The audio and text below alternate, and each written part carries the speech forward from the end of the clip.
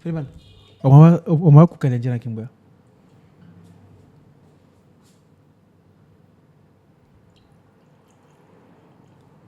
Merci beaucoup, Charlie. Non, tu peux la lever. Oui, merci. Ah, comment ça? On y va?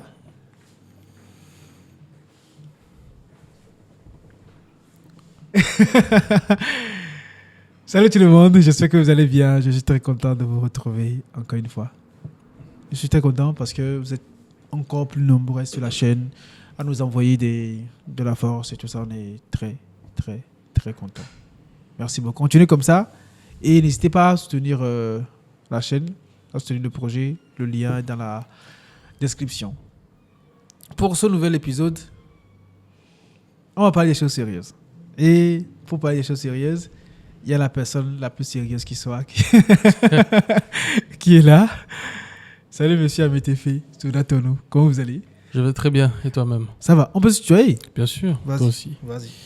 Vas-y. Ça va simplifier les choses. Facilement. On dit quoi? On va attaquer le sujet rapidement, d'accord? D'accord. Et tu sais, je disais sur mon tuto la dernière fois que il y a une épidémie spirituelle Ok. qui est là. C'est que, comment dire, il y a 3 de mes amies filles qui m'ont dit, il y a une qui m'a dit qu'elle était en couple. Tu vois. Elle était en couple, elle était enceinte. À un moment donné, elle me dit, ah ouais, tu sais, j'ai perdu mon enfant. Je dis d'accord. Et quelques temps après, elle me dit, je suis célibataire. Je dis non, je comprends pas. Attends, c'est après, le bébé, il est mort en temps. Ok. Je dis, c'est après la mort du bébé que le gars était laissé. Il me dit non, c'est toi quand tu comprends pas. Je dis non, mais écoute, raconte-moi, moi je suis curieux et tout. Elle me dit, quoi? Que c'est des bails spirituels. Ah non, ne ris pas. Non, c'est très sérieux, tu vois.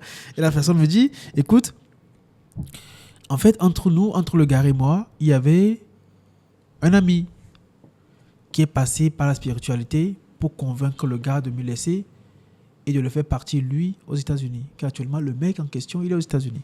Ok. Tu vois? Ça, c'est la première chose. Oui. La deuxième, c'est une amie que j'ai, franchement, je l'aime beaucoup. On s'est perdu de vue entre temps la dernière fois qu'on s'était visité à Cotonou. Et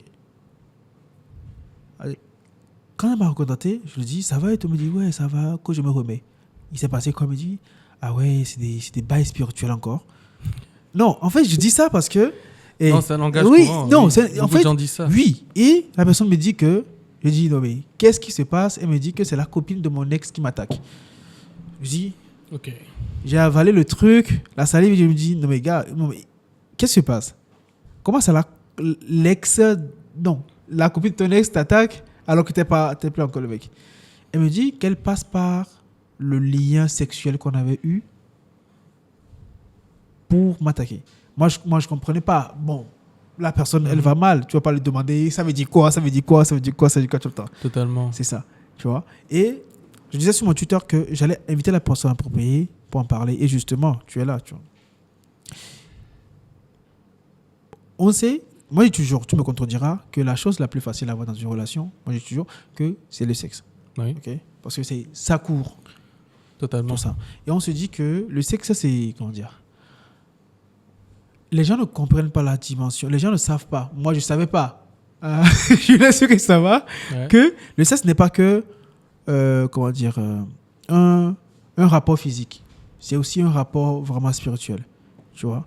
Est-ce que, est-ce que c'est possible, M. Solatonou, de nous expliquer un peu c'est quoi exactement le sexe du côté spirituel? C'est une question très importante. Parce qu'aujourd'hui, le sexe fait partie des jeunes aujourd'hui, de tout le monde d'ailleurs, parce que tout le monde a une sexualité. Maintenant, la véritable question, c'est qu'est-ce qui se passe durant un rapport sexuel? Durant un rapport sexuel, bien sûr, entre deux personnes, il y a des échanges physiques qui se font, mais comme tu l'as dit tout à l'heure, la dimension spirituelle de la chose, c'est qu'il y a des échanges énergétiques qui se font. C'est-à-dire que tout le monde a une énergie, d'accord? Tout le monde a une aura, tout le monde a des choses dedans. Tout le monde a des traumatismes, tout le monde a des blessures en lui, tout le monde a en fait des désirs, des goûts, des envies en lui, d'accord? Donc tout le monde est une somme de plein de choses. D'accord? Donc l'autre personne aussi est une somme de plein de choses. Donc quand deux personnes vont avoir un rapport sexuel, c'est-à-dire que quoi? Leurs deux corps ne font plus qu'un, leurs deux âmes ne font plus qu'un, leurs deux énergies ne forment plus qu'un. Donc à partir de cet instant T, il y a un mélange d'énergie entre les deux. Donc je prends ce qui est bon chez toi en moi, je prends aussi également ce qui est mauvais chez toi en moi. Donc on crée un lien qu'on appelle donc un lien sexuel à ce moment donné-là. Donc ce qui veut dire que qu'est-ce qui se passe? J'ai de moi en toi et tu as de toi à l'intérieur de moi. Ce qui veut dire que quoi? Lorsqu'on va influer sur moi, sur mon être, alors par ricochet, vu que je me trouve aussi en toi, tu subiras aussi ce qui est en train de m'arriver. Tu comprends? Donc ce qui fait que lorsque deux personnes se séparent et qu'ils ne rompent pas ce lien d'âme qu'ils ont entre eux, eh ben, ils sont toujours liés karmiquement. Donc par les mauvaises choses de l'autre, qui peuvent toujours arriver en fait au prochain. Tu vois? Donc c'est ça qui se passe. Donc ce qui veut dire que c'est pour ça que c'est important de choisir vraiment avec qui on veut avoir un rapport sexuel, parce qu'il y a un mélange, d'accord? Donc s'il y a des choses dont on n'a pas envie chez l'autre, bah, on n'a pas de sexualité avec lui. Maintenant, pour ceux qui connaissent la technicité de la manipulation de l'énergie, peuvent, lors d'un rapport sexuel, décider de instaurer une neutralité durant le rapport, pour qu'en fait, il n'y a que des échanges positifs, par exemple, qui se fassent entre les deux. Parce que quand on y va comme ça, il y a des échanges et à la fois positifs et à la fois négatifs, donc des deux côtés. Donc d'autres personnes aussi peuvent décider de prendre toute l'énergie de l'autre, donc pomper l'autre personne. C'est ce qu'on appelle du vampirisme, en fait. C'est-à-dire que par le rapport sexuel, ils vont voler, puiser de l'énergie de l'autre, consciemment. D'accord? Donc c'est tous ces paramètres-là qu'il faut prendre en compte lorsqu'on a un rapport sexuel avec quelqu'un. Maintenant, dans le cas de ton amie, du coup, elle parle effectivement des liens sexuels, mais ce n'est pas par cela forcément qu'on peut influer sur elle. Parce qu'il faut savoir que avec la simple photo de quelqu'un, on peut travailler sur lui. Avec un cheveu, avec de ses ongles, avec de son ADN, on peut travailler sur lui à distance. Parce que ces choses-là ne sont qu'une représentation physique témoin de lui. Tu comprends ce que je veux dire? Donc en agissant sur les témoins d'une personne, on agit sur la personne. Ce qui fait que lorsque on dit que souvent certaines femmes mettent des choses dans la nourriture ou mettent des cheveux d'elles, c'est qu'elles font quoi à cet instant T? Elles mettent de leur ADN dans la nourriture. Ce qui veut dire que c'est un témoin d'elle. Donc c'est comme si le monsieur est en train de la manger. Donc quand tu manges quelque chose et que tu aimes ça, tu en veux encore. C'est le simple procédé qui se passe. Tu vois? Je vois. J'ai toujours été très attentif quand on parle des choses que je ne connais pas. et ça fait du bien. Et la question qui reviendra souvent, que les gens pourront poser, c'est ce lien qui s'est créé. Est-ce que c'est un lien qui est détruit par le port du préservatif? Non, pas du tout. Pas du tout. C'est-à-dire que toi et moi, on peut mettre des gants, mais lorsqu'on se serre la main, il y a un échange énergétique qui se crée. Tu comprends? Donc, qu'on puisse essayer de soulager sa conscience en disant « mais je vais porter un préservatif », mais non, pas du tout. C'est le simple fait qu'il y ait un contact énergétique, ça veut dire que les énergies entrent en interaction. C'est-à-dire que toi et moi, actuellement, nous sommes assis ici, mais nous entrons en résonance énergétique. Nos auras, nos énergies, en fait, entrent en communication. D'accord? Ce qui fait que je peux dire « ok, je peux sentir des choses en toi, je peux dire que je me sens bien à côté de toi. » Pourquoi? Parce qu'il y a quelque chose qui se passe entre nous deux. Il y a une résonance qui se fait, tu vois. Donc, on n'a pas besoin même de se toucher pour entrer en communion avec quelqu'un, tu vois. Donc, c'est un peu ça. Lors du rapport sexuel, Ouais. on peut, si on connaît les mécanismes énergétiques, Oui. on peut décider de ne prendre que des énergies positives de l'autre. À quel moment on acquiert cette capacité-là? Ah, tu vas me tirer le verre du nez, toi.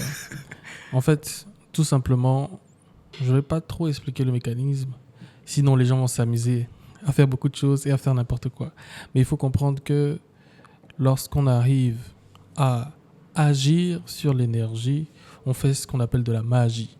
Parce que la magie, c'est la main qui agit. D'accord? C'est la façon de manipuler l'énergie, mais de façon consciente, donc en ayant un certain contrôle sur l'énergie. Donc, lorsque on est dans un rapport sexuel, on est dans un rapport énergétique. Donc, quand on arrive à une certaine maturité spirituelle, une certaine réalisation de soi, une certaine maîtrise de l'énergie, on sait comment on peut donc utiliser l'énergie qui est en cours pour arriver en fait à l'objectif que nous-mêmes on décide de se fixer tout simplement, tu vois. Donc c'est ça. Donc deux personnes peuvent aller à la sexualité pour régler un problème. Des personnes peuvent aller à la sexualité pour transmuter le karma, pour se partager des enseignements. En fait, il y a plein de choses qui peuvent se faire dedans. C'est assez magnifique. Mais donc c'est pour ça qu'on parle de l'énergie, du pouvoir de la sexualité. Parce que c'est un acte divin. C'est un acte qui va contribuer à quoi? La conclusion, c'est la création d'un être humain. Et qui crée. De façon générale, c'est Dieu. Donc c'est Dieu qui a le pouvoir créateur. C'est pour ça que dans la spiritualité, on dit que Dieu a un caractère féminin, d'accord? Parce que c'est la femme qui enfante, donc qui donne la naissance. Donc c'est un processus assez profond, donc qui cache beaucoup, beaucoup, beaucoup de secrets. J'adore.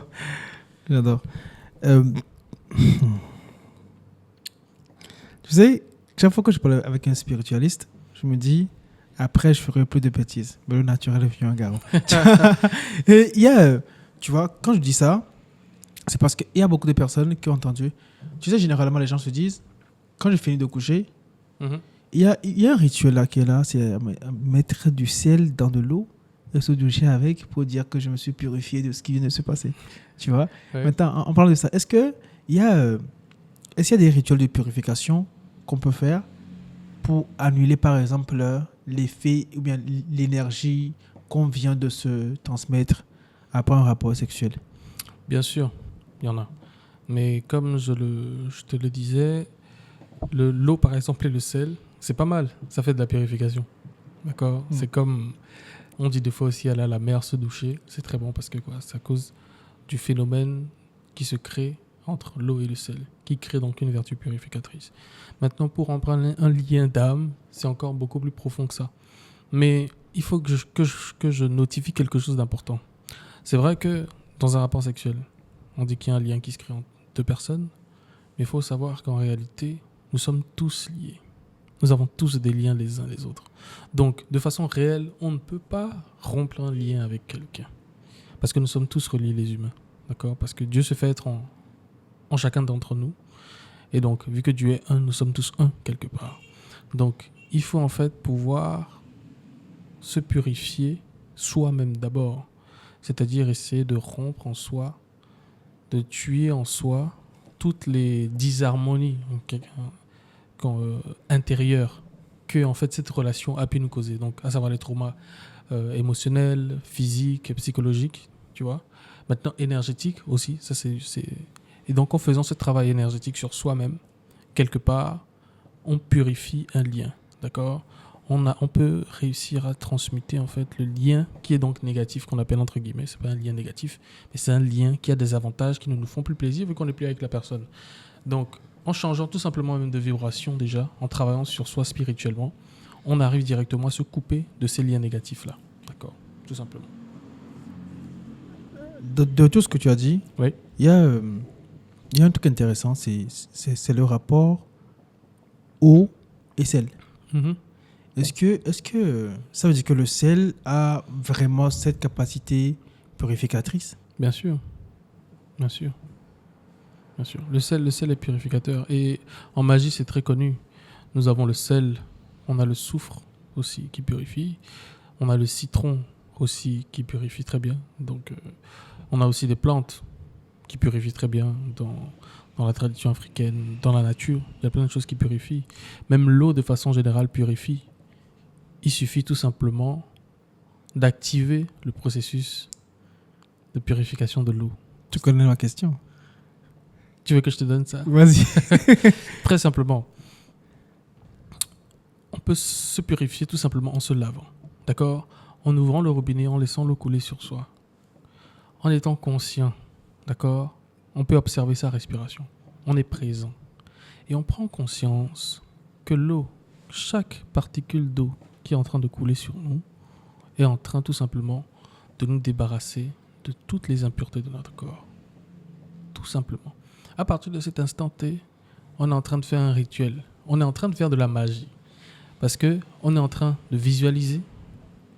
On est en train de mettre une intention, de visualiser et maintenant de prendre conscience, de passer à l'action. Donc, je visualise. Donc, quand je visualise, qu'est-ce qui se passe? J'envoie un message, d'accord, pour que le processus puisse s'activer. Parce que l'énergie va là où la pensée va. L'énergie va là où l'attention va. C'est comme ça que les mamans à l'époque protégeaient leurs enfants qui sont loin. C'est qu'il faut qu'ils soient bien, il faut qu'ils soient dans de bonnes conditions, etc. Elles envoyaient de l'énergie quelque part pour que ce qu'elles souhaitaient se fasse. Donc c'est la même chose. En étant juste présent pendant qu'on se laver consciemment, passer très lentement, visualiser que c'est en train de nous purifier. On est en train de demander à l'eau d'effectuer cette purification. Et donc, du coup, le phénomène va donc se passer spirituellement et énergétiquement sur nous-mêmes. Très simple. C'est un phénomène sur lequel je pense qu'on va vraiment revenir tout à l'heure. Mais, tu disais, et les gens le disent, on ne couche pas avec tout le monde. Mm-hmm. C'est une phrase. Oui. Mais la question, c'est comment savoir avec qui coucher. Tu comprends ce que je veux dire, non? Comment trouver le bon partenaire sexuel? Ça dépend. Ça dépend pourquoi. Pourquoi tu veux coucher avec quelqu'un? Donne-moi un exemple. Généralement, c'est pour le plaisir. Oui, mais attends. On doit parler de cas. De façon générale. Oui. Tu rencontres une personne qui te plaît, tu as envie de te mettre en couple. Et finalement, vous vous aimez, vous vous attirez. Et vous avez envie de coucher ensemble. C'est ça. Ça, c'est de façon classique. Maintenant, tu parles de j'ai envie de coucher avec quelqu'un. Comment ça... Parce que ça ne marche pas comme ça dans la vraie vie. Dans la vraie vie, tu es attiré par quelqu'un. D'accord? Tu as envie de coucher avec cette personne. Et vous couchez ensemble. Oui. Enfin, tu as envie d'être avec cette personne, de passer du bon temps, et puis finalement, vous finissez par coucher. C'est comme ça que ça se passe.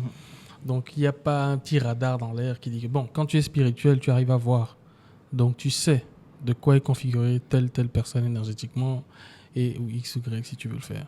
Mais de façon générale, quand tu atteins un certain niveau spirituel, tu n'as plus cette question à te poser, parce que, bon, tu sais comment tu gères. Peu importe.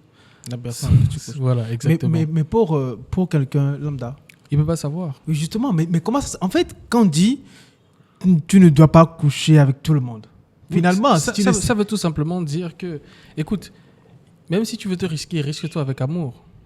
C'est-à-dire, ok, tu laisses la personne, si vraiment la personne te plaît et que tu aimes cette personne, vas-y, il n'y a pas de souci. Dans tous les cas, vous êtes ensemble. Donc, c'est que tu as accepté l'autre, quelque part. D'accord? Donc, c'est que tu as accepté cette disharmonie. Donc, te mélanger à lui, finalement, ne te pose pas de problème. Maintenant, c'est si tu t'amuses comme ça, tu t'amuses à coucher de gauche à droite, etc., et que tu as besoin de réguler ta sexualité, à ce moment donné-là, c'est vrai qu'il ne faut pas faire n'importe quoi. Mais du moment où tu es dans une recherche de stabilité, tu recherches quelqu'un, et que bon, cette personne t'a plu, tu t'es mise avec, et que de fil en aiguille, vous avez couché ensemble, bon, de toutes les façons, qu'elle soit pure ou impure, c'est quelque chose qui allait forcément arriver. Tu vois ce que je veux dire? Donc, c'est ça, en fait. Encore une question. Oui. C'est... Donc, il n'y a pas de comment, en fait, trouver la bonne personne avec qui coucher. Avec qui coucher. Sauf si tu te dis, OK, là, je veux chercher. Donc, tu peux scanner, tu peux voir, tu peux consulter, voir si tu peux aller. Donc, c'est que ça devient... Consulter les... Oui, ça devient quelque chose de technique. Oui. Tu comprends ce que je veux dire? D'accord. Donc, bon. La question que les gens vont se poser, toujours. Ma curiosité n'a pas été satisfaite. C'est toujours dans... Cette affaire de... Tu sais, quand on te dit ne couche pas avec tout le monde, en même temps, tu ne sais pas avec qui coucher. En même temps, on dit prends le risque. Tu comprends ce que je veux dire alors? Oui. Non, c'est vrai que c'est dommage de dire ça comme ça. C'est vraiment dommage. Mais en fait, oui, on ne peut que le dire comme ça. On peut que dire ne couchez pas avec tout le monde. Faites attention avec qui vous couchez. Parce que plus vous multipliez les rapports, donc plus tu multiplies le nombre d'interactions intérieures avec les gens. Ok, c'est plus la multiplication en fait. Oui, c'est-à-dire que je couche avec toi, après je couche avec toi, après je couche avec toi. Après. Ça veut dire que j'ai de toutes ces personnes-là un peu à l'intérieur de moi. Okay. Donc à la fin, j'ai un peu de leur phobie, j'ai un peu de leur désir, j'ai un peu de leur traumatisme, j'ai un peu de... Donc au final, je suis une somme de plein de choses. Même si tu jouis pas. Non, mais qu'est-ce que c'est que la jouissance? Non, même si tu jouis pas, tu n'as pas besoin de jouir. Pour ça. Juste le fait que tu jouis, c'est encore le paroxysme. Tu comprends? Mais ce n'est pas lié en fait à l'orgasme ou à la jouissance. C'est juste la pénétration. Bon, mais de façon générale, même jouir, en fait, c'est prendre plaisir durant le rapport. Maintenant, arriver à l'orgasme, c'est autre chose, tu vois. Parce qu'on peut commencer le rapport, on peut être en train de jouir d'un rapport, tu comprends. Maintenant, ce rapport-là peut nous amener à l'orgasme ou pas, tu vois. C'est ça. Donc c'est ça, donc de faire attention, c'est-à-dire que ok, j'ai bien envie de coucher avec cette personne, mais est-ce que je la connais suffisamment bien? Je veux prendre le temps. Et donc peut-être qu'au final, en prenant le temps, il va pas me plaire, je veux pas coucher avec lui. Donc j'aurais fait attention, tu vois, je me serais protégé quelque part, parce qu'au final, ok, j'avais voulu en fait coucher avec lui à cet instant T, mais finalement, On l'a pas fait. ouais, on ne s'est même pas mis ensemble, donc t'as évité de prendre déjà pas mal de choses à l'intérieur de toi. Ok, en gros, le tout, C'est c'est ça. ne prends pas beaucoup déjà en toi. Oui. C'est tout. C'est ça. Parce que, je t'explique. D'accord. C'est pour ça qu'à l'époque, les rois et tout ça, il fallait que la femme soit vierge. Et des fois aussi, l'homme aussi devait être vierge. Et ils couchaient ensemble. Pourquoi? Parce que la femme enregistre à l'intérieur d'elle tous les hommes avec qui elle a couché. Il y a des traces ADN de ces hommes-là qui restent en elle. Ce qui veut dire que quoi? Si elle a couché avec 40 hommes, d'accord, elle a l'information génétique là, de ces 40 hommes à l'intérieur d'elle. Donc, au moment où toi qui arrives en étant le 41e, tu l'enceinte, il faut comprendre que toutes les informations des autres arrivent aussi. Si toi, spirituellement, ton ADN ou énergétiquement, ton ADN n'a pas été suffisamment puissant pour écraser les 40 autres.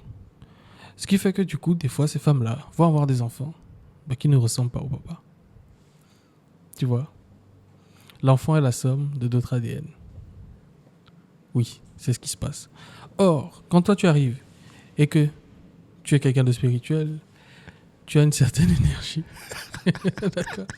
Tu es capable, en fait, de zigouiller, de détruire, en fait, tous les autres. Et donc, de créer maintenant ton propre produit. Si je peux dire ça comme ça. Tu comprends? Ah ouais. C'est ça le problème. Donc, pour conserver la lignée, la pureté de la lignée, en fait, il fallait que les femmes soient vierges pour donc ne retranscrire que dans son fœtus, dans l'enfant. Uniquement, on est sûr à cet instant T qu'il n'y a que l'ADN unique, en fait, du prince, du roi, etc. C'est pour ça qu'il faisait ça, pour conserver une certaine pureté, en fait. C'est quelque chose qui n'est pas dit, que je viens de te dire. Oui. Oui. Oui. Donc, Monsieur Nathalie, c'est quelque chose qui n'est pas dit. Tiens. ouais. Merde. Donc, c'est ça, tu vois. Donc, il y a toutes ces choses-là qui sont très importantes à prendre en compte. Donc, c'est pour ça qu'il y a des enfants qui ne ressemblent pas à leur papa. Ouais, tu vois, c'est ça. Donc, c'est ça. Ah ouais. Donc, c'est pour ça qu'il faut faire attention. Donc, c'est ça le problème. Est-ce que... Ok.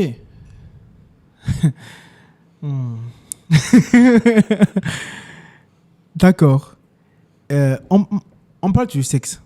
Et est-ce que le cuni... Quand tu rigoles. Oui, vas-y. Est-ce que moi j'ai eu des partenaires qui m'ont dit par exemple que tu sais, moi je fais pas de fellation parce que la bouche que je prends pour prier mon Dieu, je vais pas la prendre pour sucer une bite, tu vois. Et pareil, on a des hommes qui adorent lécher des femmes et tout. Est-ce que ça a une incidence est-ce que ça a une incidence sur leur vie? Bien sûr, totalement. Je t'explique. Lorsqu'un homme est en train de faire un cuni à une femme, qu'est-ce qu'il est en train de faire? Il est en train de s'imprégner d'elle, d'accord? Il est en train de se soumettre à elle, d'accord? Il est en train de prendre d'elle en lui. Tu comprends que ce que je t'ai expliqué par rapport à la nourriture, c'est la même chose qui se passe. C'est le meilleur moyen, en fait, de s'auto-envoûter. Les deux partenaires s'auto-envoûtent à travers la fellation, le cunnilingus. Donc quand un homme fait ça, il se soumet quelque part à sa femme. Il est imprégné d'elle, il devient très accro à elle. Je sais pas comment t'expliquer, c'est comme si il l'absorbe d'elle en lui, quoi. Et donc, il veut encore ça. Tu comprends? Donc ça, c'est le premier point. Le deuxième point est que la langue a une certaine polarité énergétique qui ne matche pas avec toutes les polarités. Maintenant, le clitoris voit ça comme de l'électricité et voit en fait la langue comme de l'eau. Qu'est-ce qui se passe quand l'eau et l'électricité entrent en collision? Donc, ça crée en fait un déséquilibre énergétique aux deux, en fait. Donc, et à l'homme, ou qui va parler plus tard, parce que du coup, l'énergie, son pouvoir du verbe, qui est généralement lié au chakra de la gorge, va être altéré. D'accord? Du coup, il va parler à certaines personnes, les personnes vont se sentir un peu agressées, etc. Donc, il aura un verbe qui n'aura plus, en fait, un certain poids. D'accord? Donc, c'est ça, en fait, les choses. Mais beaucoup de gens ne cherchent pas la connaissance, encore une fois, tu vois. Parce que quand tu connais comment les mécanismes énergétiques, physiques fonctionnent, bah, tu fais attention. Et comme j'ai toujours comment dire, la présence ou bien l'habitude de le dire, mon peuple meurt faute de Connaissance. Tu sais, chaque fois que je parle à un spiritualiste, ça me fait peur. Pourquoi? Franchement, ça me fait peur. Tu sais, connaissance, en soi, ça fait peur. Connaître des choses, ça fait peur par rapport à soi-même, tout ce qu'on a fait jusque-là. Et, comment dire, et il y a un tel poids qui est là. Tu fais tellement attention que tu ne vis plus de la même manière, tu vois. Peut-être que c'est positif, hein, peut-être que c'est négatif, on ne sait pas. Mais c'est incroyable. Et c'est le cas aussi de la fellation. Bien sûr. Le pire encore, c'est quand les partenaires vont émettre des intentions. C'est-à-dire que lui, je vais la voir. Cette femme va commencer à te faire la fellation, va commencer à nourrir des envies. D'accord? Je ne vais pas aller plus loin. Mais, parce qu'il y a des choses terribles qui vont se passer. On y va. Non, je ne vais pas aller plus loin. S'il te Sinon, il y a plaît. des choses terribles qui vont se passer. S'il te plaît, vas-y. Non, c'est pas bien, c'est pas bien. Ah non, vas-y. Ah, je pense qu'ils sont prêts. Non, c'est pas bien, non, ils sont pas prêts. Ah ouais. C'est-à-dire qu'en utilisant cet acte-là, d'une certaine façon, la femme peut dominer l'homme. La femme peut soumettre aussi l'homme. Tout comme l'homme peut soumettre la femme. Tu vois? Tout simplement, encore comme je t'expliquais, tout va dépendre de la technicité de la manipulation de l'énergie durant cet instant. Tu vois? Parce que si j'explique le procédé, les gens vont le faire. C'est qu'il y a beaucoup de femmes qui cherchent à avoir des hommes. Elles vont plier les hommes en deux. Les hommes vont plier les femmes en deux. Moi, apprendre après ici. Je vais plier les femmes. D'accord, après. Si tu utilises ça avec sagesse, bien sûr. Bien sûr, je suis sage, tu me connais. Et tu me connais, j'ai la chance de t'avoir connu en 2018, je pense, 2018-2019. Oui. Et il y a un truc qu'il faudrait que je t'avoue, tu vois. Quand on s'est connus, tu étais... Je dirais que tu étais dans une sorte de conflit intérieur par rapport à toi-même. Et là, je te retrouve un peu au niveau supérieur, tu vois. Et moi, je me suis dit, il s'est passé quoi entre les deux, oui, n'est-ce pas? Mais tu sais, quand on parle de spiritualité, on parle d'une voie, d'accord? Et lorsqu'on parle d'une voie, on parle d'un cheminement. Et donc, dans un cheminement, il y a plusieurs étapes qu'on franchit. Et j'étais dans ce cheminement depuis très longtemps, d'accord? Ma quête spirituelle a commencé, ça fait plus d'une dizaine d'années. J'ai toujours été à la recherche de connaissances, de vérité, surtout. Parce que tout ce que j'ai pratiqué, à un moment donné, quand je touchais le mur, je disais, il y a quelque chose encore devant. Et j'y allais. Jusqu'à ce que j'arrive où je suis. Et donc la spiritualité, on ne peut pas dire qu'on est spirituel si on ne se connaît pas soi-même. Si on ne peut pas parler de lumière, si on n'a pas connu son obscurité profonde. Tu vois? Parce qu'il n'y a qu'en connaissant l'obscurité, en franchissant l'obscurité, dans le tunnel, qu'on arrive à la lumière. Tu ne peux pas dire que tu fais de la spiritualité et tu es que lumineux, mais si tu n'as pas affronté réellement tes parties sombres, tes parties obscures, et tu n'as pas affronté, tué certains démons intérieurs, tu ne peux pas dire que tu arrives au bout du tunnel et que tu connais la lumière. D'accord, c'est très facile aujourd'hui, ceux qui disent c'est la spiritualité, ah, c'est ci, c'est ça, c'est ci, c'est ça, c'est très joli, c'est très simple, etc. Non. En fait, si tu ne pleures pas, tu n'as pas fait de la spiritualité. Si tu n'as pas eu envie d'arrêter parce que tu t'es dit que la spiritualité te causait beaucoup de tort, tu n'as pas fait de la spiritualité. Si tu ne t'es pas senti incompris aux yeux de tout le monde, tu n'as pas fait de spiritualité. D'accord ? Si tu n'as pas eu envie de te suicider même parfois, tu n'as pas fait de la spiritualité. Parce que chercher à se connaître, c'est chercher à détruire le voile de l'illusion, de plusieurs illusions. Et l'éveil, c'est douloureux. C'est-à-dire, je réalise que tout ce en quoi je croyais depuis des années, de par mes parents, c'est faux ou ce n'est pas vrai, tu vois. Et donc, quand on est comme ça au début, quand on est éveillé, on cherche à en parler à tout le monde. On cherche à en parler à ses amis. Et tu sais, en réalité, c'est pas ça, c'est ça. Et tout de suite, on dit que non, mais toi, le diable t'utilise. Ou tu sais, tout de suite, quand tu as trop de connaissances, oui, c'est la manipulation de ceux qui sont dans des... tu vois, ils veulent nous détourner d'eux. Mais non, c'est juste une question de vérité simple. Fais A plus B, tu verras que ça donne ce résultat. Donc, quand on s'est connus, oui, j'étais dans un cheminement qui datait déjà. Et donc, oui, je suis arrivé à une certaine réalisation de moi. Et aujourd'hui, ça me permet d'aider d'autres personnes. Ça me permet de guérir des personnes, de les traiter énergétiquement, de les consulter, d'accord, de les former à travers le monde et même ici. Et donc, c'est mon travail. Donc, voilà. On parle de spiritualité, ce qu'on ne voit pas. Et aussi, tu vois, il y a cette question de religion. Il y a, comment dire, il y a entre 2015 et 2017, je vivais à Baguida, en famille et tout. Comment dire, et quand on était là, il y a ma tante qui était toujours à fond dans les croisades chrétiennes. Chrétiennes, bon, dans les croisades, chrétiennes quoi, tu vois. Dans les, en écoutant des radios d'un tel pasteur et tout ça. Et ce qui était curieux quand elle écoutait ce pasteur, et j'avais même envie de l'inviter, il s'appelle Monsieur Cephas, tu le connais? C'est curieux. Et il fait ce que les gens ne font pas d'habitude. Il dit, et souvent ma tante de fait, c'est aller ici à minuit pour faire ce rituel-là, vous aurez ci.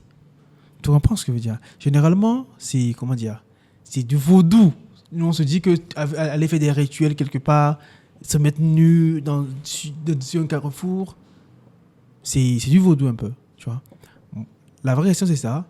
C'est quoi un peu le rapport entre la spiritualité et, je dirais, le christianisme, mais je sais pas, je vais aller plus devant en disant la religion. Ok. De façon très simple, la différence entre la spiritualité et la religion, c'est que la religion, c'est la dualité. La spiritualité, c'est l'unité. La religion demande la croyance. La spiritualité demande la connaissance. C'est la simple différence entre les deux. En spiritualité, on va te dire, aie une foi gratuite au départ. Crois ce que je te dis au début. Fais, expérimente. Une fois que tu expérimentes et que tu as le résultat que je t'ai dit, alors ça devient une vérité pour toi. Très simple. Tu vas à l'école et ton professeur te dit le blanc et le noir, ça fait du gris. Tu prends l'information. C'est une croyance. Tu ne sais pas. Tu crois. Quand tu rentres, tu en parles à ton frère. Tu sais, le professeur m'a dit que le blanc et le noir, ça fait du gris. Ok, non, mais moi j'ai testé, ça fait du rouge. Comment tu le contredis? Puisque tu as une croyance. Mais du moment où tu rentres chez toi, tu sors la gouache, tu mélanges le blanc et le noir et tu obtiens du gris, ça devient une connaissance. Tu sais que le blanc et le noir, ça fait du gris. Tu l'as expérimenté, tu l'as vu. Tu as compris le principe du blanc, tu as compris le principe du noir. Tu sais qu'on peut avoir un gris clair, un gris foncé en fonction des mélanges. Tu possèdes cela. Et c'est la différence entre celui qui est dans une question de connaissance et celui qui est dans une question de croyance. Parce que lorsque nous sommes dans une croyance et qu'on n'a pas la connaissance pour vérifier, qu'est-ce qui se passe? On peut croire en quelque chose qui est faux. Et c'est pas grave, parce que la croyance ne demande pas de connaissance. Quand on croit, on n'a pas l'obligation que ce soit vrai ou pas. Parce qu'on y croit. Je peux croire que, en fait, tu n'es pas noir de peau, mais tu es blanc. C'est ma croyance. Est-ce que tu peux changer ça? Je peux même croire que tu es de teint bleu. C'est ce que je crois, fous-moi la paix. Je peux croire que le soleil est rouge. C'est ma croyance, tu n'as pas à y toucher. Le problème est que quand je commence à dire, je sais que le soleil est rouge, là, j'offense une vérité universelle. Donc, c'est ça la différence entre la religion, de façon très carrée, la différence entre la religion et la spiritualité. Donc, dans la religion, il y a un combat de la conscience qui se fait entre le bien, le mal, le plus, le vrai, le faux, le vrai, l'infini et le fini. D'accord? L'être qui est constamment dans la religion cherche toujours à bien faire. Et parfois il fait mal, parfois il s'en veut. Donc il tombe dans le péché. Or le péché n'existe pas. On y reviendra. Et il tombe dans le bien. Il se bat constamment. Or, dans la spiritualité, nous avons conscience des choses. D'accord? Il n'y a pas de bien, il n'y a pas de mal. Il n'y a que l'unité. D'accord? Il n'y a que l'harmonie des choses. On se bat pour atteindre un état d'éveil de la conscience en spiritualité. C'est cet état d'éveil de la conscience qui va nous permettre d'être en harmonie avec l'univers et être en harmonie avec Dieu. Parce que nous sommes Dieu. D'accord? Donc c'est véritablement ça la différence. La religion croit. Et les religions, aujourd'hui, pour moi, on a toujours été spirituel, l'être humain. Si on remonte l'origine de la spiritualité, on va commencer à parler des Égyptiens. Les Égyptiens étaient à l'origine de tout. D'accord? De tout ce qui reste, en tout cas. D'accord? Et ces Égyptiens, c'était qui? C'était des Africains. D'accord? Ils utilisaient la magie constamment. Ils utilisaient l'énergie. Ils avaient conscience des choses. Regarde comment ils ont créé les pyramides. On va dire que ces personnes-là n'avaient pas Dieu. On va dire aujourd'hui aux Africains que Dieu a envoyé les religions parce que nous, on n'avait pas Dieu avant. Donc nous, on dit que l'Afrique est le berceau de l'humanité. Donc le noir est le berceau de l'humanité. C'est à lui qu'on ne montre pas Dieu. Pourtant, c'est ces sols qu'on enrichit de plein de choses, qu'on vient piller. C'est lui qui a le meilleur climat. Il y a tout ce qui est bon en Afrique. Mais bizarrement, Dieu ne nous a pas parlé à nous. On va dire qu'il a parlé aux autres pour qu'ils viennent nous tuer pour nous instruire. Et je dis non. Donc, quelqu'un qui fait un minimum de recherche, qui travaille, parce que pour moi, il est inconcevable. Et c'est comme ça que ma quête spirituelle a commencé. Qu'on me dise, tu vas définir ta vie en fonction de ce livre, en fonction de ce que des hommes ont écrit dedans. Tu vas conformer ta vie à cela. Pour moi, ça n'a pas de sens. Parce que ces êtres qui ont écrit ça, finalement, sont des humains et peuvent se tromper. Pire encore, peuvent mentir. Donc, qu'est-ce qui va me dire que ce qui est dedans, c'est vrai? Je questionne, c'est le doute, c'est chercher. Pourquoi ils ont dit ça? Pourquoi? Et on va comprendre que Nazareth est une ville qui a été créée après la mort de Jésus-Christ. Donc, si Nazareth a été créée après la mort de Jésus-Christ, Jésus-Christ n'a pas pu être de Nazareth. On est d'accord? Tu vois? Donc, il y a toutes ces choses-là qu'on comprend. Si on voit que notre Père qui est aux cieux est une prière égyptienne, on comprend donc que ce n'est pas le christianisme qui a amené le Notre Père.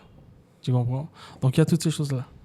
Donc, le vaudou, comme tu en parlais, n'est que la suite de la tradition égyptienne qui s'est modifiée et qui a perduré jusqu'à aujourd'hui pour donner le résultat que nous avons aujourd'hui.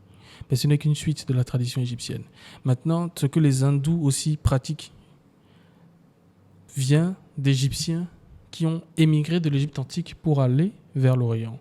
Et ça a donné l'hindouisme, le bouddhisme, etc. Mais ce sont, encore une fois, que des dérivés de la tradition africaine négro-égyptienne. Tu vois? Donc c'est ça. J'ai été un peu long, mais j'espère que tu as tout suivi. Franchement, j'ai adoré. Super. Désolé d'avoir coupé M. Salatomi. mais Pas en de fait, souci. j'ai oublié une question qu'il faudrait que vous me répondiez. Tu me répondes avant de continuer, s'il te plaît. Oui. Tu sais, tout à l'heure, tu as dit que quand une femme couche avec plusieurs hommes, tu as donné le cas de 40 hommes, et que le 41e vient avoir un enfant avec cette femme-là, si l'ADN de l'homme n'est pas assez fort, il est possible que l'enfant ressemble à Oui. d'autres hommes que l'homme en question. C'est ça.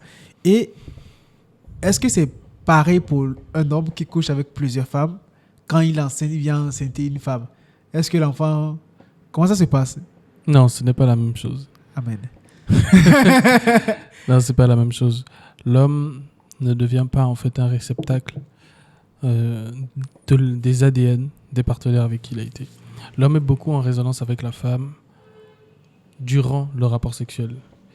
Et il subira effectivement aussi les contre-coups de ce rapport-là. C'est-à-dire que, bon, comme je t'ai dit, il va porter le poids de l'échange durant un certain temps. Maintenant, en fonction de ses pratiques ou quoi, il peut facilement, s'il a certaines pratiques, il peut se défaire de cela. Mais c'est beaucoup plus compliqué pour la femme. Parce que, en plus de comment dire, de recevoir, en fait, l'ADN de l'homme, elle le garde, elle le stocke, en fait. Et c'est même, et scientifiquement même, c'est prouvé. C'est que même si une femme meurt, on peut trouver, en fait, on peut faire l'historique de tous les hommes avec qui elle a couché dans sa vie. Ah ouais, Ouais. Ça me rappelle un truc. Oui. Pour ceux qui ont vu l'épisode passé, il y a Prince qui disait il y a une machine qui existe actuellement. C'est fou, hein? C'est fou. Il dit il y a une machine qui Je existe crois que actuellement. j'ai vu la machine. Il y a une machine qui existe actuellement. Oui, Quand vous mettez dans le sexe de la femme, ok. elle est capable de dire le nombre de personnes avec qui la femme elle a couché. Je ne sais pas si ça existe. Je ne sais pas, mais c'est possible. Il a dit ça. Je comprends. Mais en fait, ça répond exactement à ce que tu dis et tout. C'est que on est capable de un peu retracer tout ça. Exact. Et c'est incroyable. Ouais. Waouh. Que veux-tu? C'est la réalité spirituelle de la vie. Hein. On n'y peut rien. C'est pour ça que la femme est sacrée. D'accord? L'homme donne la vie, met la vie en la femme. Et la femme va donner naissance à la vie qu'elle porte en elle. Tu comprends? La femme va nourrir, va entretenir la vie que l'homme va mettre en elle. Différent. Donc, si elle prend beaucoup de choses, ça joue forcément sur sa réceptivité. Vu que c'est elle qui donne la vie. Tu comprends? C'est comme ça que ça marche. La femme ne donne pas la vie, c'est l'homme qui donne la vie à la femme. La femme porte la vie. La femme nourrit la vie. C'était une parenthèse. Mm. Et tout à l'heure, on parlait des Égyptiens et tout ça. Ouais. Surtout de la tradition africaine née dans l'Égypte antique et tout. Et tu nous parlais que toute la magie venait un peu de là. Tu vois, tu disais que ça. Et je me dis un peu, est-ce que les rites traditionnels africaines, je dirais togolaises actuellement, est-ce que ça a des rapports avec la spiritualité? Est-ce que quand on va chez un féticheur, par exemple, on lance des courris? Ça veut dire quoi concrètement? C'est une grosse question. Alors, déjà, les termes, bon, on y reviendra, mais si on parle du vaudou, de la tradition africaine, on a les prêtres africains, qu'on appelle les boko, d'accord, qui ont un système, d'accord, pour pouvoir consulter les astres, d'accord. C'est ce qu'on appelle le Fa. Excuse-moi encore, je te coupe pas. Du coup, c'est de l'astrologie qu'ils sont en train de faire en vrai. Oui. La géomancie, c'est de l'astrologie. Oui, la géomancie africaine. Ok. Donc, chaque personne en lui possède ce qu'on appelle un thème astral. D'accord? Un thème astral. Et lorsque on fait une consultation à cette personne, on est capable d'identifier quels sont ses problèmes du moment, suivant en fait le registre astral qu'il est en train de subir, suivant les énergies cosmiques qui sont en train d'être en résonance avec lui. il se déduit là donc une certaine réalité qui va sortir dans l'interprétation. C'est-à-dire, en fonction de comment tu vis actuellement, il y a certaines énergies qui se mettent en place autour de toi, d'accord, avec lesquelles tu es en résonance, à travers ce que tu vis, à travers tes actions, les personnes avec qui tu interagis. Tu constitues en fait donc dans ton être spirituel une certaine somme d'énergie que donc lui va t'interpréter. Et il va te dire, à cet instant T, tu es comme ça, comme ça, comme ça, comme ça, comme ça. Voilà les problèmes que tu vas rencontrer. Voici ce qui te défavorise en ce moment. Voici ce qui te favorise, etc., etc. Ce qu'on appelle une consultation de façon générale. Sans rentrer dans les détails, j'explique, pour que tout le monde puisse comprendre un peu comment ça fonctionne. Donc, c'est de la spiritualité. C'est, comme je t'ai dit, c'est une suite de la tradition égyptienne. C'est ce que nous avions avant. C'est une science, d'accord ? C'est pas des trucs fantasmagoriques comme les gens ont envie de le dire, tu vois. Donc, c'est fait pour aider les gens dans leur construction spirituelle. Lorsque quelqu'un a un problème et qu'il consulte dans la tradition, on peut lui dire, ok, tu dois faire ça, ça, ça, tu dois pas faire ça, ça, ça. Parce que actuellement, ton système énergétique, ta configuration énergétique ne te permet pas ci, ne te permet pas ça. Tu dois avoir tel problème à régler. Va voir telle personne pour arranger telle chose, etc., etc., etc. C'est du bon sens. C'est ce qu'on avait avant. D'accord ? Avant qu'on vienne nous parler de X, Y, Z. Le problème, c'est que nous sommes en Afrique. L'Afrique a ses lois. La terre africaine a ses lois. D'accord ? Certaines plantes ont leurs lois. Les océans ont leurs lois, sont gouvernés par certaines énergies. Il y a des énergies qui planent sur les terres africaines. Et ça, on peut l'enlever à personne. D'accord ? On peut l'enlever à personne. Donc, il faut être conscient de ces réalités-là. Il faut véritablement être conscient de ça. C'est-à-dire qu'on ne va pas à la mer la nuit, à minuit, pour faire n'importe quoi. On ne se lève pas à minuit pour marcher dans la rue n'importe comment.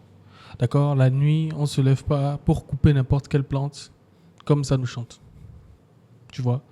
On ne chante pas n'importe quelle chanson dans la nuit. Parce qu'il y a des lois, il y a des énergies qui sont présentes. Tu comprends ? C'est ça. Donc, c'est ça qu'on peut dire le vaudou, la tradition africaine.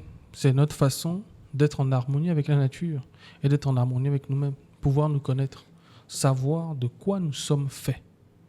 D'accord ? Parce que chaque personne est faite de plein de choses. D'accord ? Parce qu'il y a Dieu en l'être humain. Il y a Dieu dans les plantes, il y a Dieu dans toutes choses. Donc, ce qui veut dire que quoi ? Ce qui veut dire que quand nous venons au monde, il y a des aspects du divin qui gouvernent notre personnalité.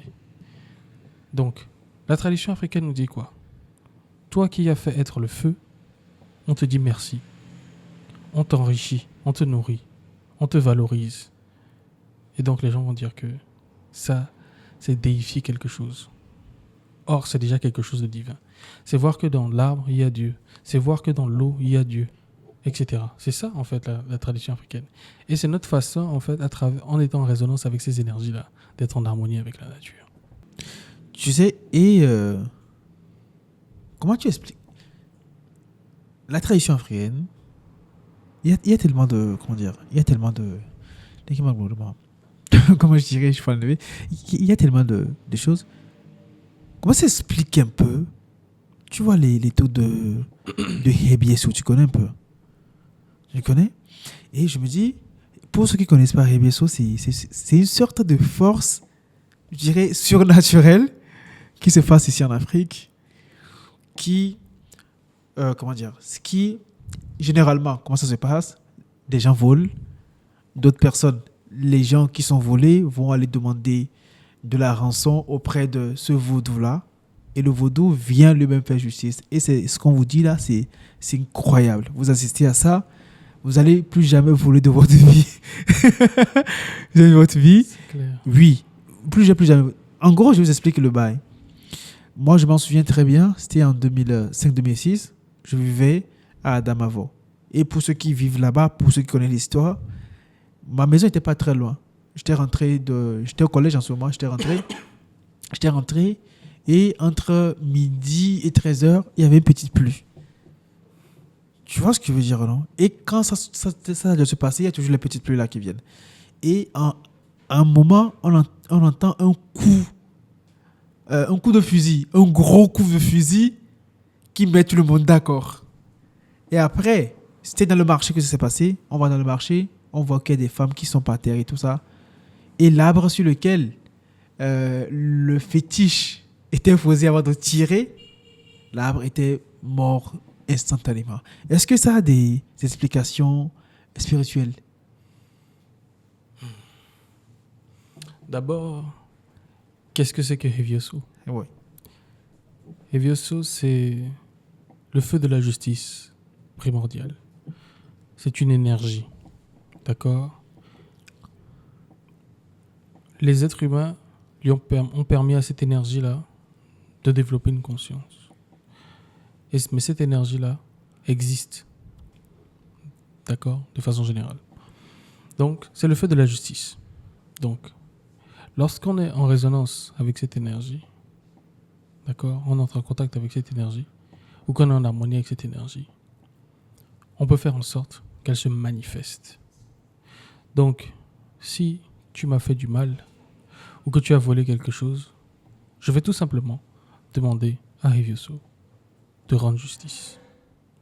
Maintenant, en utilisant les procédés que je souhaite ou pas. Ok. Pour que ça se fasse. Ok. C'est tout. Donc, quand je sais comment cette énergie fonctionne, et que je sais comment être en résonance avec cette énergie, que je suis en harmonie avec, et que je peux, du coup, ordonner à cette énergie de faire quelque chose, elle le fera. C'est un principe. Faut pas voir ça trop comme c'est des énergies qui ont une conscience. Je suis en résonance avec cette énergie, alors je peux demander à cette énergie-là d'agir dans la matière, donc de se matérialiser et de produire un résultat. Donc on peut confier des personnes pour gérer des situations à cette énergie. Parce que So, ça veut dire quoi? So, c'est le feu. Donc le feu de la justice, de la foudre. Ok, c'est ça. Donc c'est le feu tellement dense, en fait. Donc Hevioso, c'est-à-dire l'oiseau, c'est un oiseau enflammé. Donc il descend de la foudre. Tu vois, Ouais. pour agir dans la matière. Donc, c'est ça. C'est Tu ça qui se sais, passe. oui, non. En fait, on a parlé de la spiritualité, le sexe et tout, la spiritualité avec la religion, et la spiritualité avec la tradition actuellement. Et ce qui le vrai sujet où les gens ne seront pas forcément d'accord, vous le dites en commentaire, c'est la spiritualité et Dieu. La spiritualité et la croyance. Tu l'as un peu brossé tout à l'heure en disant... oui, La religion et la c'est ça, croyance. la religion et la croyance, tu vois. Est-ce que on peut être spiritualiste et croire en Dieu? Oui, c'est possible. Bien sûr. Je le disais la dernière fois lors d'une émission, la spiritualité, ça veut rien dire du tout. Parce que l'être humain, à la base, a toujours été spirituel pour moi. C'est-à-dire, quand on est arrivé sur Terre, on a remercié tout ce qui était là par la grâce. On mangeait consciemment, on remerciait la nature, on était en harmonie avec la nature. On avait ça en nous. C'est une spiritualité. D'accord ? On était content de manger, on rendait grâce à quelque chose parce qu'on savait qu'il y a quelque chose qui nous faisait être. Donc dès qu'on comprend ça, on est déjà dans une sorte de spiritualité. Maintenant, dans la spiritualité, il y a niveau dans niveau. Ceux qui sont dans une religion aussi pratiquent une forme de spiritualité parce qu'ils ont compris qu'il y a quelque chose qui se passait à l'extérieur de nous, mais aussi à l'intérieur de nous. Donc il y a quelque chose, il y a une force subtile qui nous dépasse. D'accord ? On sait qu'il y a la source de la création. Donc d'autres vont dire c'est une énergie, d'autres vont dire c'est Dieu, d'autres vont dire c'est Mao, d'autres vont dire c'est Allah, etc. Mais tous ceux qui ont déjà conscience qu'il y a quelque chose qui se passe en dehors du physique pratiquent déjà une certaine spiritualité. Tu vois ? Donc, comme je dis, moi je ne peux pas dire que je crois en Dieu dans le sens où j'ai une perpétuelle certitude de son existence. Ce n'est pas une croyance, c'est une conviction profonde. Tu vois ? Je ne crois pas. Je l'ai expérimenté. Donc je sais. J'ai une preuve dans tout ce que j'ai fait qu'il y a quelque chose de plus subtil, de plus inconcevable qui m'a créé. Tu vois ? C'est l'innommable. C'est l'indescriptible. Je ne peux pas lui donner de nom. Mais je sais que c'est ce qui fait être toute chose dans l'univers. D'accord? Donc aujourd'hui, c'est trop facile en religion de nommer ça. Tu vois? On nomme ça, on dit que Dieu se fâche. Dieu punit. Dieu est jaloux. Mais c'est réducteur. C'est qu'on réduit, nous les humains, Dieu a des caractères humains. On dit que Dieu peut être jaloux. Mais comment Dieu peut être jaloux? Moi, je suis qui pour fâcher Dieu? D'accord? Comment moi, petit être humain que je suis, je vais mettre Dieu en colère? Ça n'a pas de sens pour moi. Tu comprends? Dieu ne nous a pas créés pour que nous soyons là à le vénérer. Ça n'a pas de sens. Parce qu'il existait avant l'existence. Pourquoi va-t-il créer l'existence? Pour que nous on soit là à lui envoyer des prières. Il n'a pas besoin de ça pour exister. Sinon, ça voudrait dire que c'est un Dieu qui a de l'ego. Est-ce que Dieu a cet ego-là? Non. Tu comprends? Donc, encore une fois, la religion ramène Dieu à des caractères humains. On lui donne des sentiments humains, mais c'est des sentiments de matière qu'on expérimente. Mais lui, il est beaucoup plus que ça. Tu vois? Donc, il ne peut pas être jaloux pour moi, Dieu. Pourquoi? Moi, je suis Dieu, je vais être jaloux. Toi, tu m'as prié aujourd'hui. Toi, tu ne m'as pas prié. Toi, tu as fait ci. Toi, tu as fait ça. Non. Pourquoi se surcharger l'esprit alors qu'il n'avait pas besoin de créer l'être humain? Donc, pourquoi a-t-il créé l'être humain? Pour souffrir. On va dire que pourquoi il lui a mis un fruit défendu à ne pas manger si il savait tout et qu'il savait qu'ils allaient manger ça. Donc, tu vois, ça n'a pas trop de sens pour moi. Je pense qu'on est, on est presque à la fin. Et on abordait un thème très important Oui. que je vraiment, donc, qu'on en parle avant que ça finisse. C'est surtout la création. Oui. Surtout les colons. Oui. Tu vois, en termes de spiritualité, les colons qui étaient venus nous imposer Dieu à leur manière pour qu'on croit pendant qu'ils pillent et tout ça. Tu vois. Et moi, je voudrais savoir. Je voudrais que tu me racontes un peu, c'est quoi ta conception de. Pas de la spiritualité, parce que c'était pas très spirituel ce que tu disais, c'était juste, je pense que c'est ce que tu as lu, de le rapport Dieu-colon et l'Afrique en fait. Oui. Le rapport Dieu-colon et Afrique. Oui. Bah, ça, c'est. Non seulement l'histoire le dit, mais il faut comprendre que nous sommes aujourd'hui chrétiens parce qu'on a été en esclavage par des Blancs. Nous sommes devenus musulmans après avoir été mis en esclavage par les Arabes. Tu vois? Donc aujourd'hui, c'est ça les Africains. Soit on est chrétiens après l'esclavage des Blancs, soit on est musulmans après l'esclavage des Arabes. On n'est pas fidèle à nous-mêmes, notre propre tradition. Tu vois? Les Chinois ont refusé Jésus. Ils sont très loin aujourd'hui. Les Chinois parlent leur langue. Ils sont fidèles à leur tradition. Tu vas pas voir un Chinois qui s'appelle Koku ou Jean. Non, il a son nom chinois. Tu vas pas voir un Français qui s'appelle, je sais pas moi, Kojo. C'est impossible. Pareil pour un Russe. Les Russes s'appellent Vladimir. Ils ont leur prénom. Il n'y a que nous, les Africains, qui prenons les choses des autres et qui mettons de côté ce que nous-mêmes nous avons. Tu vois? Parce qu'aujourd'hui, pour que on s'appelle Fabrice, pour qu'on s'appelle Pascal, il a fallu que nos ancêtres soient fouettés pendant 400 ans pour accepter d'avoir ce genre de prénom-là. Tu vois? Et aujourd'hui, on donne ça. On est là comme ça, mais on porte les noms d'autrui. On porte la langue d'autrui. On porte la religion d'autrui. Mais du coup, l'Afrique, ça devient quoi?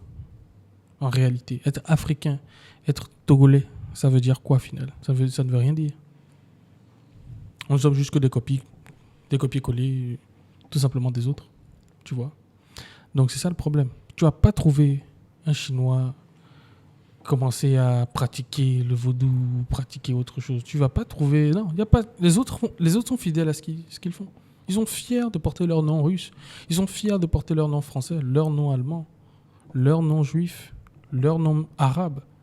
Mais nous, on prend le nom des autres parce que pour nous, on a tellement inculqué à l'Africain que tout ce qu'il avait en lui et chez lui était mauvais qu'aujourd'hui, c'est compliqué.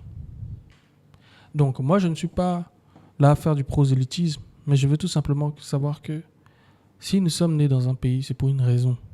Si nous avons cette couleur de peau, c'est pour une raison. Si nous avons tel nom de famille, c'est pour une raison. Notre nom de famille, pour la plupart, on a des prénoms blancs, mais on a des noms africains. Nos noms africains ont une certaine puissance à connaître. Ils ont une histoire. D'accord? Ton nom de famille, qu'est-ce que ça veut dire? C'est une question importante. Ce nom-là, qu'est-ce qu'il veut dire? Il véhicule une énergie beaucoup plus forte. Tu vois, il y a ces genres de questions. Il faut se connaître d'abord. Aujourd'hui, on connaît mieux les livres des autres que ce que chez nous on fait. On va sortir, vous dites, cette plante-là fait quoi? Tu sais pas. Mais ce que Jésus a fait, tu sais. Tu sais qu'il a parlé, qu'il a ressuscité un certain Lazare que tu n'as jamais vu, dont tu n'as vu aucune trace.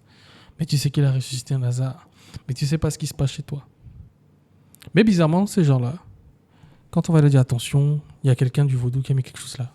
Ils s'y croient pas, mais tout de suite, ils commencent à flipper. Ils commencent à avoir peur. Et ils savent qu'il y a quelque chose de sérieux là-dedans, qui dépasse ce en quoi ils croient. Parce qu'ils savent que c'est de la science, quoi. C'est qu'ils font, on dit, touche pas à ça, sinon tu vas avoir un problème. Il va pas y toucher, il va avoir peur. Bien qu'il ait vociféré, tout ce qu'il veut, tu vois. Donc c'est ça qui est important. Et qui manque aujourd'hui.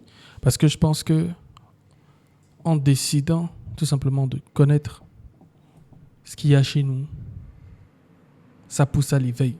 Ça pousse à l'éveil de la connaissance. Ça nous fait comprendre ça. Et mais ça, du coup, ça vient d'où? Et on remonte.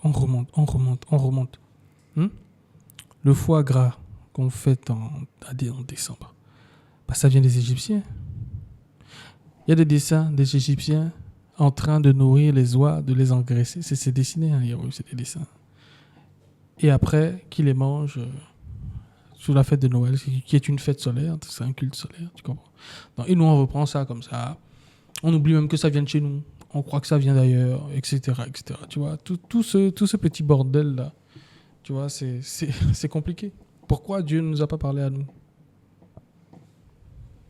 Sommes-nous mauvais? Dieu était-il raciste? Non, Dieu nous a parlé aussi. On avait notre truc. Les Blancs sont venus pomper. Parce que Jésus est venu s'instruire en Égypte. Il est reparti donner la bonne parole aux autres. Qui l'a formé, lui? Qui a formé Moïse? Ce sont les Égyptiens, par la connaissance. Nous avons une connaissance qu'on leur a partagée. Une science. Aujourd'hui, donc, je peux apprendre à quelqu'un à guérir, à faire des choses comme Jésus. Mais c'est de la science. C'est par la compréhension de comment l'énergie fonctionne. C'est comment cette personne va pouvoir éveiller le divin qui est à l'intérieur de lui. Parce que si Dieu est à l'intérieur de toi, alors tu es Dieu, mais endormi. Mais quand tu l'éveilles, tu éveilles des pouvoirs divins, des capacités divines qui te permettent d'agir sur la matière, tout simplement. C'est tout. Tu parlais tout à l'heure de que Nazareth aussi n'hésitait pas et tout. Oui, je disais que Nazareth est une ville qui a existé après la mort de Jésus-Christ. Donc Jésus-Christ ne peut pas être Jésus de Nazareth, puisque Nazareth n'existait pas à la soi-disant époque de Jésus-Christ. D'accord? Si Jésus-Christ était fidèle, en tout cas, à ce qui doit se faire normalement, il ne peut pas être blanc. D'accord? Parce qu'il était dans un pays où les gens n'étaient pas blancs. Il n'y avait pas de blond là-bas. Aux yeux bleus, blancs. C'est pas possible. Donc, comment on passe d'un peuple au teint basané, d'accord, ou un peu comme toi et moi, devait être un peu araméen, il avait rien d'araméen. On le présente encore aujourd'hui. Si tu vas chez de vieilles personnes, tu vas voir une photo d'un Jésus blanc, cheveux très lisses, tout ça. Non, c'est pas possible. S'il a existé dans cette époque, il ressemblerait physiquement aux gens de l'époque. Donc soit il a existé et on l'a blanchi, parce que bon, ils ont blanchi beaucoup de choses, comme je te parlais des prières et tout. Donc l'Eucharistie, ce n'est pas quelque chose de catholique, c'est quelque chose d'égyptien. Osiris était le premier à pratiquer ce qu'on appelle l'Eucharistie. Donc tous ces rites, ils ont pris beaucoup de rites, de bonnes choses pour en faire un livre avec de bonnes moralités spirituelles. Je ne dis pas que la Bible c'est des conneries, hein. Je ne dis pas que ça ne marche pas, c'est pas une bonne... Mais si tu cherches une certaine connaissance des choses, pourquoi se référer à une photocopie ou une copie plutôt qu'à l'original? Donc quand on cherche l'original, on comprend mieux les choses. C'est ça. C'est quoi l'original? C'est la tradition africaine. Merci beaucoup. Franchement, Ou merci beaucoup. égyptienne, comme on l'entend. Franchement, merci beaucoup. Oh, je t'en prie. Merci. Ça m'a fait plaisir, Non, moi, ça me fait plaisir de te retrouver après tant d'années. Et effectivement. aussi haut. Merci, c'est gentil. Aussi haut. Et moi, je te dirai à la prochaine. Si vous avez des questions, les gars, n'hésitez pas à la poser à les poser dans les commentaires. Je pense que je t'enverrai toutes les questions et tu répondras. Et vous pouvez le suivre sur AMTP Solatonou, sur TikTok principalement, Et Instagram. et Instagram aussi. Il a énormément de choses à partager avec vous. Surtout la vérité. Allez, à tout à l'heure, les gars.